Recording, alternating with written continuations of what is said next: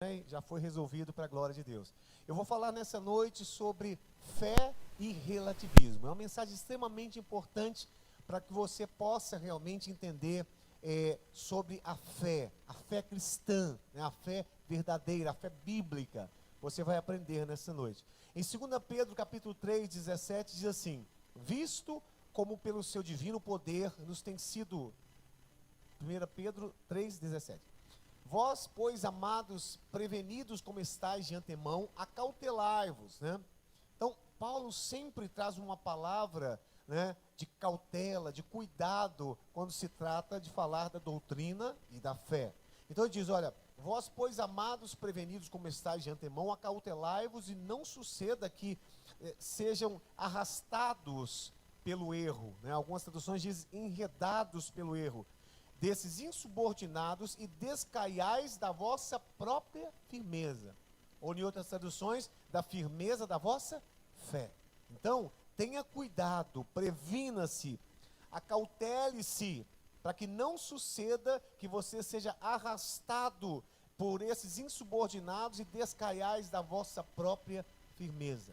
Então, existem insubordinados, pessoas que não têm compromisso com a verdade, que muitas vezes levam, arrastam as pessoas que não estão firmes na fé, que não têm firmeza na sua fé. Por isso que é importante você ter firmeza na fé, né? Para que você não seja arrastado. E em Colossenses capítulo 2, versículo 8 e 9, Colossenses 2, versículos 8 e 9.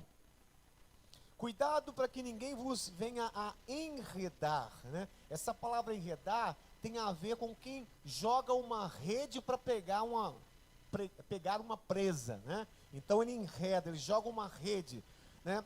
Para que ninguém venha vos enredar com a sua filosofia e vãs sutilezas, conforme a tradição dos homens, conforme o rudimento do mundo, e não segundo Cristo. Versículo 9. Então, mais uma vez, ele diz, cuidado. Versículo 9.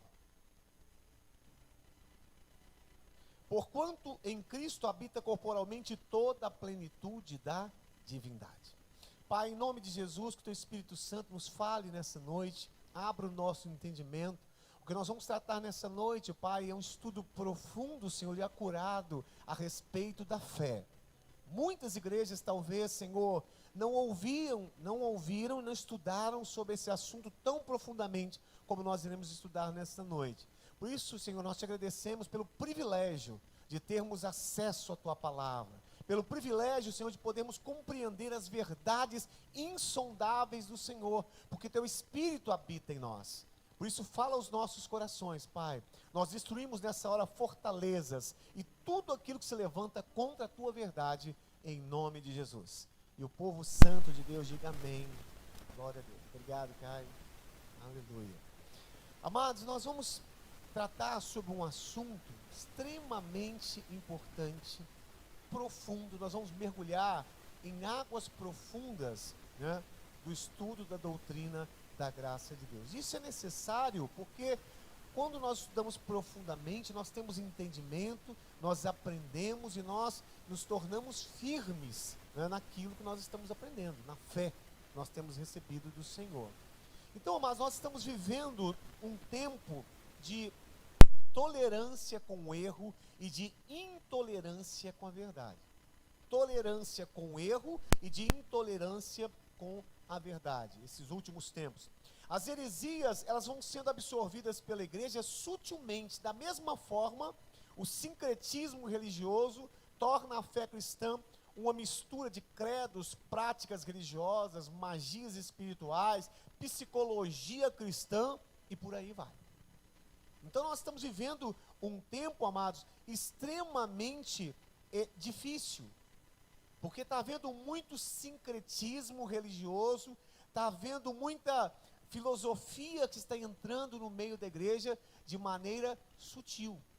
Quando você liga a televisão, e hoje os canais, né, estão repletos aí de pregadores, né, falando a respeito de Cristo e da palavra de Deus, existem muitas pessoas que estão pregando vãs filosofias, sutilezas.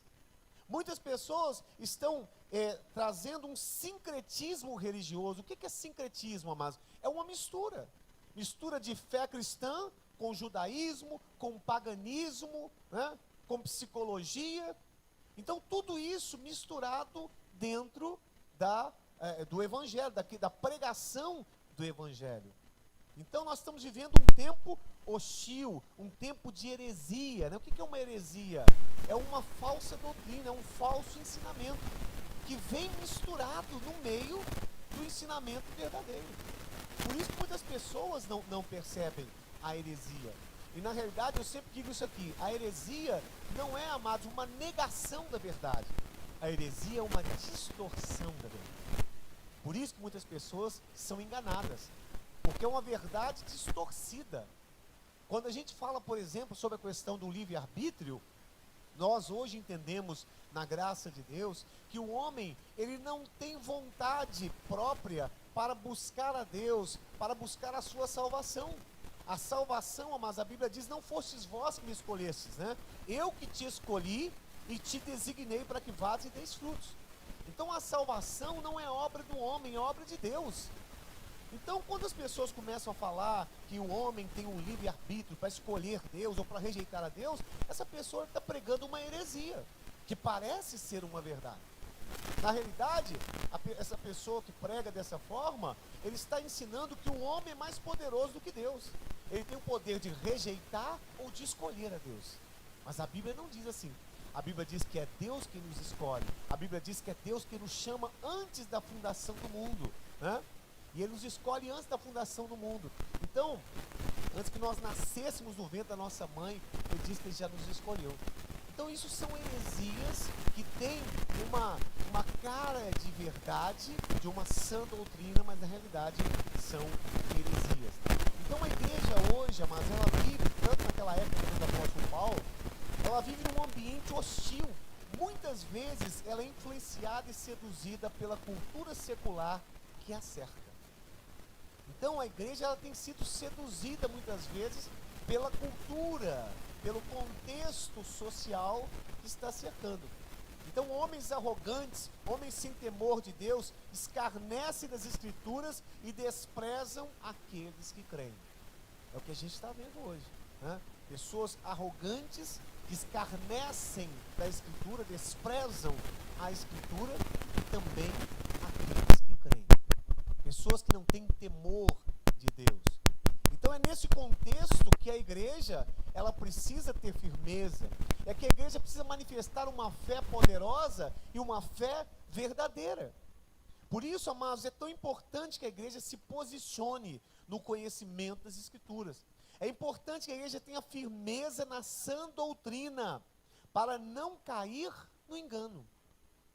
Então, por que os nossos cultos sempre nós damos um lugar especial à palavra, ao conhecimento? Nós sempre estamos levando você para abrir a Bíblia e conferir aquilo que está sendo pregado. É porque nós queremos que você tenha firmeza nas Escrituras, que você seja uma pessoa firme, para que você não decaia, como disse o apóstolo Paulo, da vossa firmeza, da vossa fé. Então, para isso você precisa o quê? Estudar, aprender, conhecer as Escrituras, saber responder à razão da sua fé. Paulo fala em 2 Timóteo capítulo 1, versículo 13. 2 Timóteo 1, versículo 13.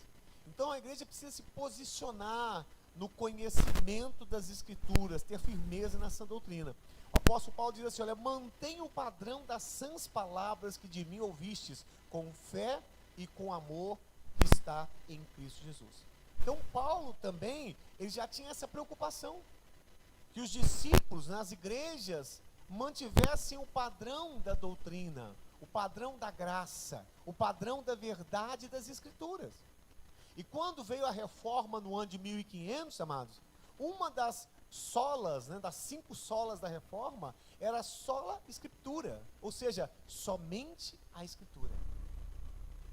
Então, nós precisamos ter um cuidado muito grande com aquilo que nós estamos ouvindo, com a palavra que nós temos recebido, porque os enganadores estão penetrando no meio da igreja. Como nós lemos aqui em Colossenses capítulo 2, versículo 8 e 9. Então, às vezes uma pessoa está falando o nome de Jesus, e por causa de estar falando o nome de Jesus, nós recebemos aquilo, nós achamos que aquilo realmente é uma sã doutrina, mas não é.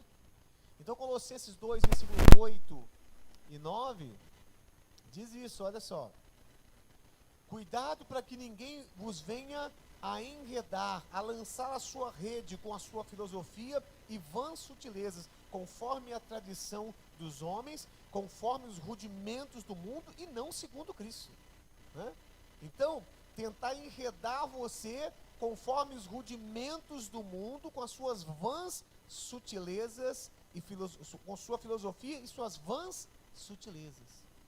Por que ele diz sutilezas? Porque na realidade, amados, uma heresia, né, um falso ensino, ele entra de forma sutil, não é escancaradamente, não é abertamente, entra de forma sutil e vai enredando, vai levando as pessoas, né, para o erro e para o engano. Por isso que ele diz, cuidado para que ninguém vos enrede com as suas filosofias, conforme os rudimentos do mundo e não segundo Cristo Jesus. Então, há uma distinção. Então, hoje, amados, mais do que nunca, nós estamos vivendo uma sociedade extremamente relativista. Né? Uma sociedade extremamente relativista. Ou seja, uma sociedade que não acredita que existam verdades absolutas. Não acredita em valores absolutos. Não acredita no Evangelho como uma verdade absoluta. Então, uma sociedade relativista. Então, para essas pessoas, tudo é relativo. E a relativização, amados, ela é a desconstrução dos valores. O relativismo entende que a vida não deve ser regida por nenhum tipo de padrão. É assim que o relativismo entende.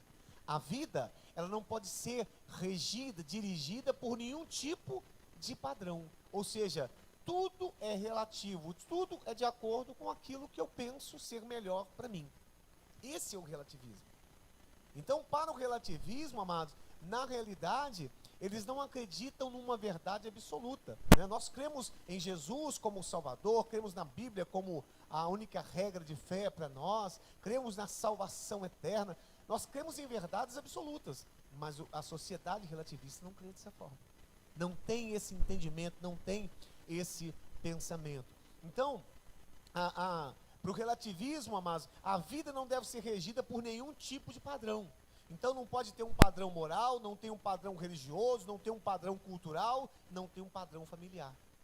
Por isso que na nossa sociedade, né, a família, hoje, ela pode ser qualquer coisa, pode ser 2 homens,